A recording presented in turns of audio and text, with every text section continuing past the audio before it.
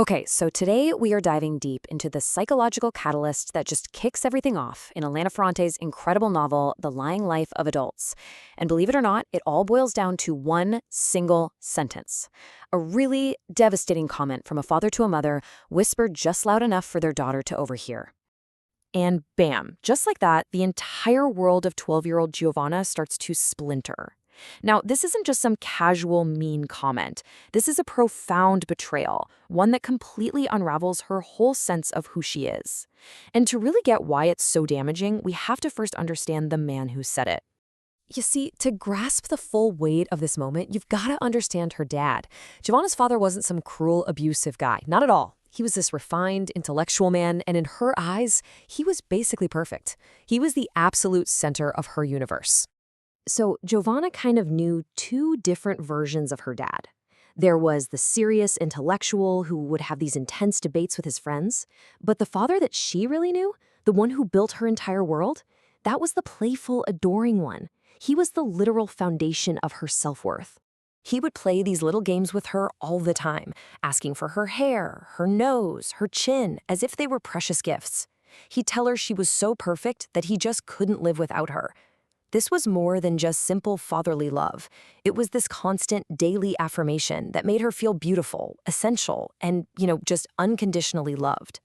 But this perfect, idyllic picture, it's about to absolutely shatter. One evening, after her parents find out her grades have been slipping at school, Giovanna overhears a quiet conversation, and her father says something that changes absolutely everything. He compares her to his estranged sister, Vittoria. And in their house, Vittoria isn't just some aunt they don't see anymore. No, her name is basically a curse word. You really have to get this. Him comparing her to Vittoria wasn't just him calling her ugly. In Giovanna's mind, it was a full-on condemnation. Vittoria was the family bogeyman, this monstrous figure who represented everything disgusting and repulsive. So for her father to say that, it meant she wasn't just becoming ugly, she was becoming evil. This one toxic little comment plants a desperate obsession in Giovanna's mind.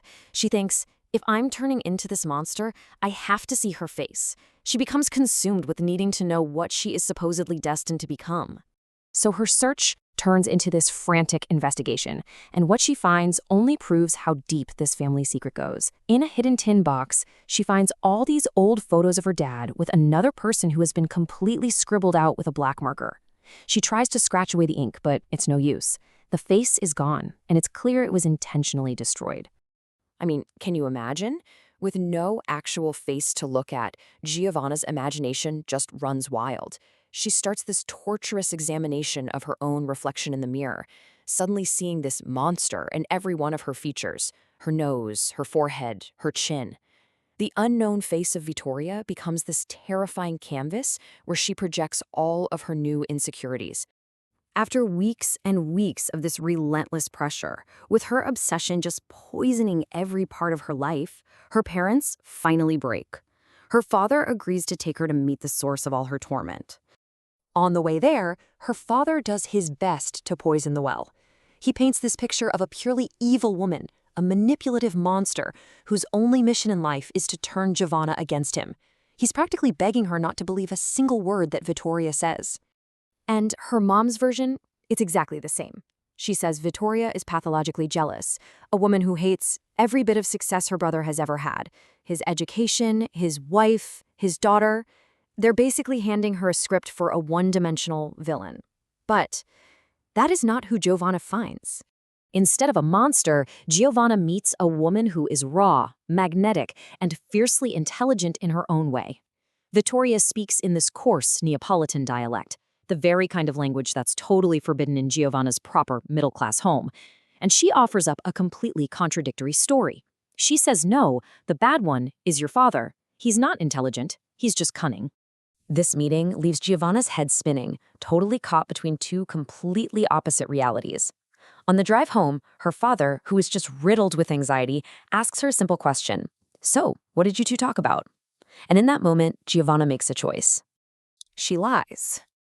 For the very first time, she tells her father a deliberate, conscious, and, in a way, protective lie. She says they just talked about school and friends, keeping this complex, fascinating new world that Victoria has just opened up for her all to herself.